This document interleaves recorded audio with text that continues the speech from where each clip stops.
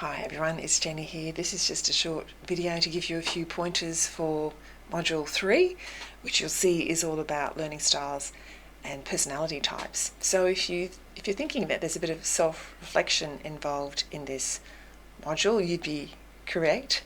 There most certainly is, and some of you will be quite excited about that. Others of you maybe not so sure and a little bit wary, but we do find that students often are surprised by how much they do gain from this module. It can give you real insights into things that have happened in the past as well, and why perhaps you were more suited to certain topics, subjects, or learning experiences, activities. There can be some genuine aha moments for students, and I hope that's the case for you too. So what we do is we base a lot of this reflection on two simple tools. They're two online quizzes. One is to do with your learning style or learning styles, and the other is to do with your personality traits. So they are simple tools, and we don't want you to take them too literally. Then there's nothing too deep or psychological about this really, but they do give you a really useful springboard for thinking about yourself in a different way and just giving you a different lens for looking at yourself, because sometimes it's quite hard to be objective about your strengths and weaknesses and what works best for you. So this is just a way of getting that objectivity. And of course you are most certainly entitled to disagree with some of it. We don't expect you necessarily to take it all on board, but if you do disagree with the outcomes of those profiles, and you're writing about that in your learning portfolio and learning portfolio A, that's fine, but give us some good reasons and illustrations of what you mean. Don't just say that you don't agree with those sorts of online quizzes. So I hope that you're working through the study guide.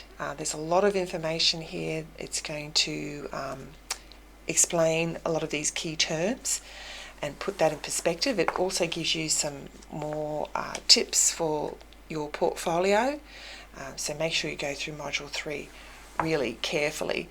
You will find that some of the words are a little different, and sometimes they're used in a way that's not perhaps the everyday usage. So judging is a personality trait, for example, and it has a particular meaning in this context. It doesn't mean judgmental. Same for introverted. It doesn't necessarily mean that you're really retiring and super shy. It's more about how you re-energize. So make sure that you really go through and understand what all of those words mean when you do get the results of those profiles. Let's just have a quick look on Moodle. Here we are, Module 3, Week 3. Weeks are rolling along, and that is where you would get the digital version of that particular module from the study guide. I hope that you're all watching the lectures, because that will really help put things in perspective as well. I want to point out the two most important quizzes or links for this week. So this one is important. You must access that particular learning styles inventory and keep the results of that profile. Same for the Jung typology test. You will receive a profile at the end of it. Make sure that you keep that, because you'll need that to reflect on the various activities in the module, and that's going to help you complete the relevant part of Learning Portfolio A. There are some additional resources here that I strongly advise you to check out. The summary of learning styles here is a useful handout, strategies for supporting different learning styles, and this one here, your learning personality, which looks at your personality traits and then applies that to a study situation and how that might impact you as a student. So those will really help you with your learning portfolio responses as well. There is an additional quiz here about multiple intelligences, and that one's optional because we don't want to confuse you with too many profiles. Some of you will be interested to do it though, I'm quite sure, the whole idea of people having different kinds of intelligences. So check that one out if you're interested. We would really love to hear your thoughts about this, so make sure you get onto the discussion forum.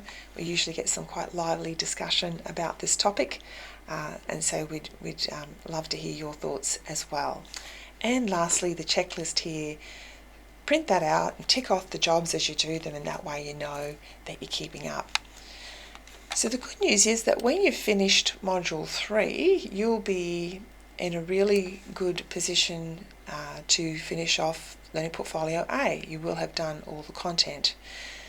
So that's a good feeling. That's due at the end of week 4. Of course, there's lots of additional information about that assessment task.